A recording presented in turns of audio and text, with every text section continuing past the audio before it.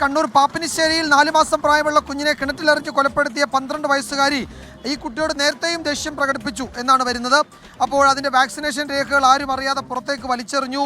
തന്നോടുള്ള സ്നേഹക്കുറവ് തന്നെയാണ് അതിന് കാരണമെന്ന് ആ പെൺകുട്ടിയുടെ മൊഴി, അതും അതിൻ്റെ വിവരങ്ങളും ഇപ്പോൾ വരുന്നുണ്ട്. അങ്ങേയറ്റം ദാരുണമായ സംഭവമാണ്. ഇന്നലെ മുതൽ കേരള മനസ്സാക്ഷിയെ പിടിച്ചുലയ്ക്കുന്ന ഒരു വാർത്തയാണത്.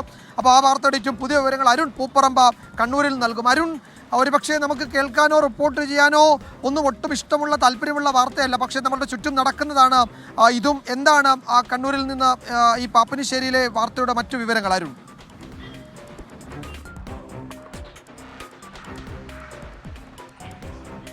വിജയകുമാർ, തീർച്ചയായും ആ 12കാരിയുടെ മൊഴി, പോലീസിന് നൽകിയിട്ടുള്ള മൊഴിയുടെ കൂടുതൽ വിശദാംശങ്ങളാണ് ഈ ഘട്ടത്തിൽ പുറത്തു വരുന്നത്. പോലീസ് വളരെ ജാഗ്രതയോടെയാണ്, അല്ലെങ്കിൽ ആ കുട്ടിയുടെ മാനസികാവസ്ഥയൊക്കെ പരിഗണിച്ചാണ് പോലീസ് അതിൻ്റെ നടപടിക്രമങ്ങളെല്ലാം പൂർത്തീകരിക്കുകയും കുട്ടിയുടെ മൊഴി രേഖപ്പെടുത്തുകയും ചെയ്തത്.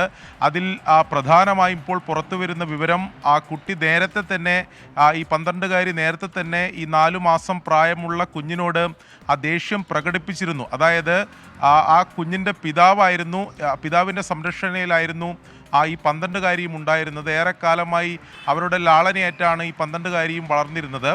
വളരെ പെട്ടെന്ന് ഈ കുഞ്ഞിൻ്റെ പിറവി ഉണ്ടാകുന്നു. അതിനുശേഷം ആ സ്നേഹം പങ്കിട്ടു പോകുന്നു, അല്ലെങ്കിൽ തനിക്ക് ലഭിക്കുന്ന സ്നേഹം കുറഞ്ഞു പോകുന്നു എന്നൊരു ചിന്ത ആ 12കാരിയുടെ മനസ്സിൽ രൂപപ്പെട്ടു. അങ്ങനെയാണ് അതൊരു ദേഷ്യമായി മാറിയത്. 1 മാസം മുമ്പ് ഈ കുഞ്ഞിൻ്റെ വാക്സിനേഷൻ സർട്ടിഫിക്കറ്റ് നശിപ്പിച്ചതായി, ഈ 12കാരി നശിപ്പിച്ചതായി, വീട്ടിൽ നിന്ന് പുറത്തേക്ക് എറിഞ്ഞതായി ഉള്ള മൊഴി ഈ 12കാരി പോലീസിന് മൊഴി നൽകിയിട്ടുണ്ട്. ആ ഘട്ടത്തിൽ ഈ പെൺകുട്ടിയാണ് ചെയ്തതെന്ന കാര്യത്തിൽ അവർക്ക്, അതായത് ഈ മാതാപിതാക്കൾക്ക് അതിൽ വ്യക്തത ഉണ്ടായിരുന്നില്ല. പിന്നെ ഒരു സംശയമുണ്ടായിരുന്നു. ആ സംശയം ഇന്നലെ മൊഴി നൽകുന്ന ഘട്ടത്തിൽ ഈ മാതാപിതാക്കളും ഈ പോലീസിനോട് പറയുകയും ചെയ്തിരുന്നു. പക്ഷേ ഇതിപ്പോൾ ഈ സംഭവത്തിന് ശേഷം എല്ലാം കൂട്ടി വായിക്കുമ്പോൾ അതിലെല്ലാം ഒരു വ്യക്തത വരികയാണ്. അതിനുശേഷമാണ് അങ്ങനെ ഉണ്ടായിട്ടുള്ള ദേഷ്യം പിന്നീട് രൂപപ്പെടുന്നു. അങ്ങനെയാണ് ഈ കൊലപാതകത്തിലേക്ക് നയിച്ചത് എന്നതാണ് പോലീസ് പറയുന്നത്. പോലീസ് പറയുന്ന മറ്റൊരു പ്രധാനപ്പെട്ട കാര്യം, ഒരു പ്രത്യേക മാനസികാവസ്ഥയിലാണ് ഈ പെൺകുട്ടി ഉള്ളത്. അതുകൊണ്ട് തന്നെ ഇതിൻ്റെ തുടർ നടപടികളും ആ രീതിയിലാണ് പോലീസ് നടത്തി വരുന്നത്. ഇപ്പോൾ ജുവനൈൽ ജസ്റ്റിസ് ബോർഡിൻ്റെ കീഴിൽ ഇപ്പോൾ ഈ പെൺകുട്ടിയെ ഹാജരാക്കിയിട്ടുണ്ട്. അതിനുശേഷം ചൈൽഡ് വെൽഫെയർ കമ്മിറ്റി ഈ കുട്ടിയുടെ മൊഴി രേഖപ്പെടുത്തും, കൗൺസിലിംഗ് നൽകും.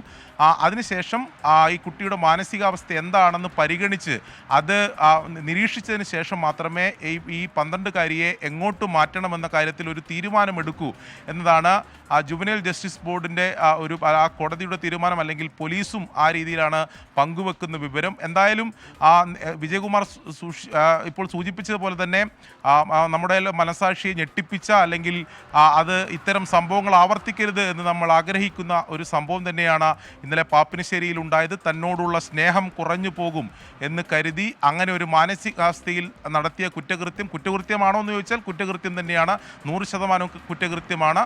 പക്ഷേ ആ മാനസികാവസ്ഥ അങ്ങനെ രൂപപ്പെട്ടു എന്ന അന്വേഷണത്തിൽ പോലീസ് കണ്ടെത്തുകയാണ്. അത്തരം മൊഴിയുടെ വിവരങ്ങളാണ് ഈ ഘട്ടത്തിൽ പുറത്തു വരികയും ചെയ്തിട്ടുള്ളത്.